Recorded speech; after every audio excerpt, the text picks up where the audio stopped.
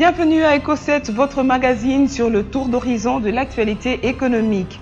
Et pour commencer, parlons de la journée des petites entreprises minières, une conférence tenue vendredi dernier à l'hôtel Pullman de Kinshasa. Cette rencontre organisée par Mazal SARL, une jeune PME du secteur minier, a été l'occasion pour les experts du dit secteur de passer en revue des questions comme la protection des droits des petites entreprises minières, leur accès à l'expertise, à la technologie, au marché ou encore au financement. Près de 200 participants y ont réfléchi et ont proposé des pistes de solutions pour l'intégration des petites entreprises minières artisanales dans le circuit économique formel et industriel. La société Katanga Mining a quadruplé sa production du cobalt au deuxième trimestre 2018. Elle est passée de 525 tonnes au premier trimestre à 2429 tonnes à la fin juin. Il faut noter que c'est la mise en service des actifs connexes de l'entreprise qui est à l'origine de cette montée en puissance de la production.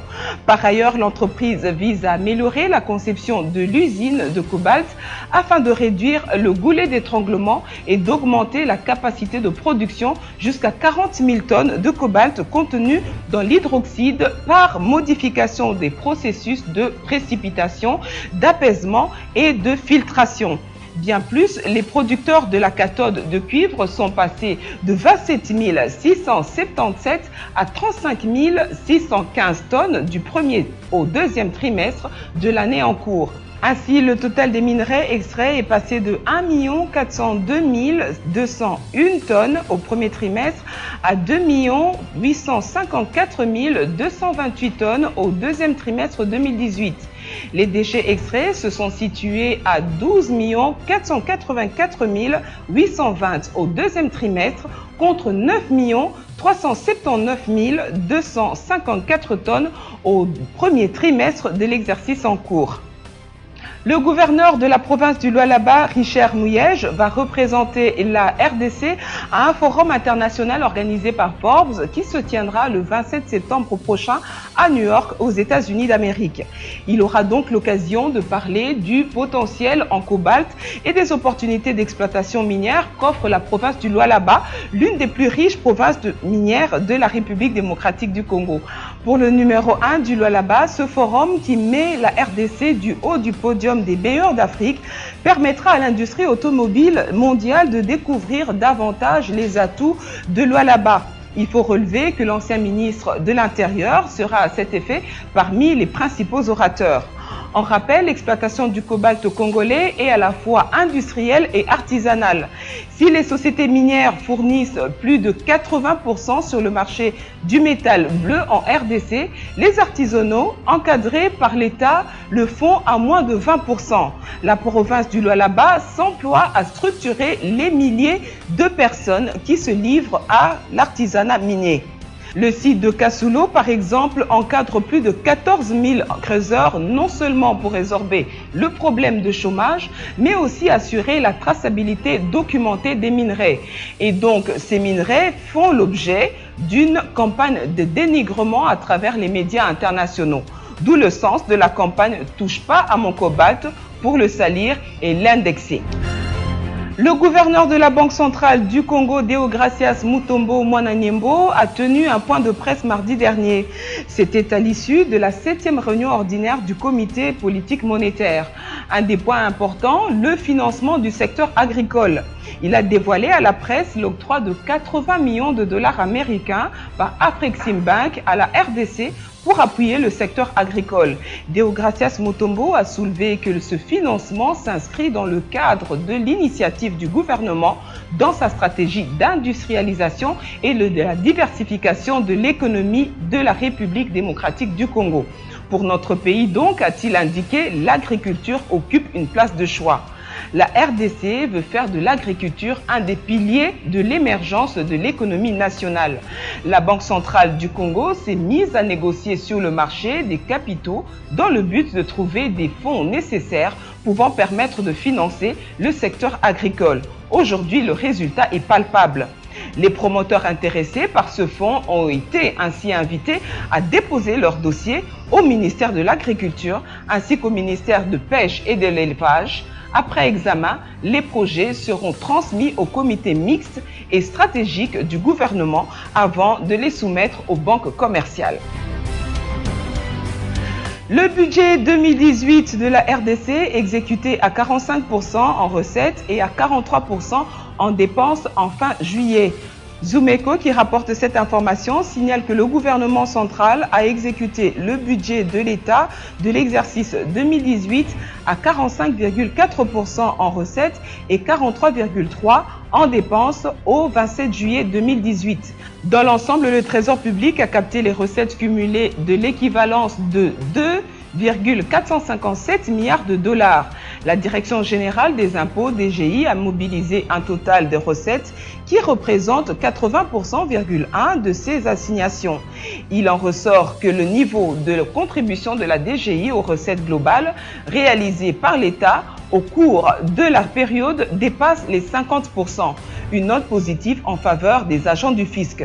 La Direction générale des douanes et accises, quant à elle, a atteint un taux d'exécution de ces assignations de 37,2%. Les recettes pétrolières collectées a atteint 38% de taux d'exécution. La Direction des recettes administratives, judiciaires et domaniales et de participation des GERAD a atteint 72,8% de son taux d'exécution.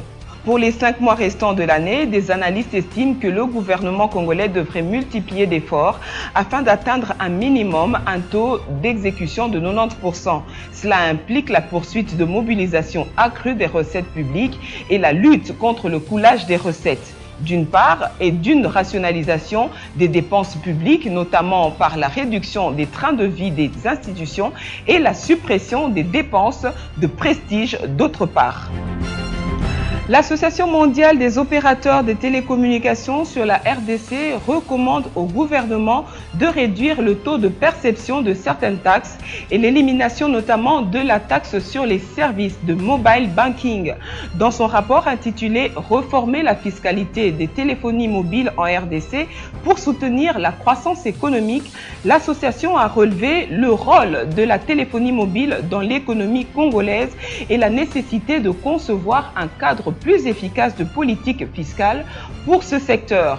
Il souligne également que les taxes appliquées dans la téléphonie mobile en RDC sont disproportionnellement élevées par rapport aux autres pays africains. Et d'ailleurs, Jean-François Lebihan, directeur de politique publique de l'Association mondiale des opérateurs des télécommunications en Afrique subsaharienne, note que ce domaine contribue à environ 20% du total des recettes, bien qu'il ne représente que 3,6% du PIB. Signalons que l'Ouganda, le Cameroun, la Zambie ont décidé d'imposer un tarif journalier de 0,30 $ américains sur les appels émis via WhatsApp, Viber et Skype. L'étude sur le plan directeur des transports urbains dans la ville de Kinshasa, en cours de réalisation par les experts japonais et congolais, relève que l'emploi dans le secteur informel domine la République démocratique du Congo, soit 86%. Selon la même étude, la ville de Kinshasa compte 58% de cette catégorie d'emploi contre 42% générés par le secteur formel. Les organisations publiques et les sociétés privées représentent 16% chacune. Cependant, le développement des sociétés privées semble être une clé pour élargir la part de l'emploi sur le secteur formel.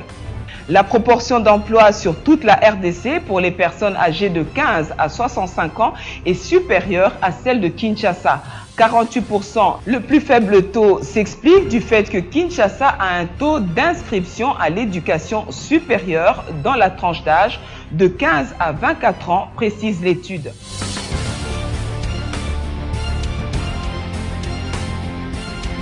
Le prochain prix Nobel d'économie 2018 serait-il un Africain? En tout cas, l'économiste togolais Samuel Matey, promoteur du concept Entreprendre à 0 francs, EZF, est en lice pour décrocher ce prix.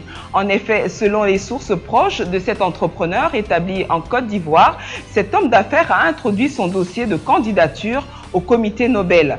S'il décroche ce prix, il fera flotter le drapeau togolais sur le toit de l'intelligentsia mondiale dans les domaines de la science et de l'innovation économique. Les informations indiquent que l'entrepreneur togolais a développé le concept EZF dans 15 pays sur le continent africain et a déjà formé plus de 100 000 jeunes et femmes à ce modèle. Et cela dans 4 langues, à savoir le français, l'anglais, le portugais et l'arabe. Entre autres pays concernés, il y a le Ghana, la RDC, le Mali, le Madagascar, la Côte d'Ivoire, la Mauritanie, le Niger, le Cap-Vert, le Bénin, le Sénégal, le Libéria, le Nigeria, l'Angola et le Togo. L'objectif poursuivi par celui-ci est de mettre les jeunes Africains à l'abri de la tentation de rallier l'Occident et de viser un Eldorado imaginaire au péril de leur vie. C'est ici que prend fin Eco7. Merci de nous avoir suivis. Prochain rendez-vous sur la même chaîne à la même heure. Entre-temps, restez branchés pour la suite de nos programmes.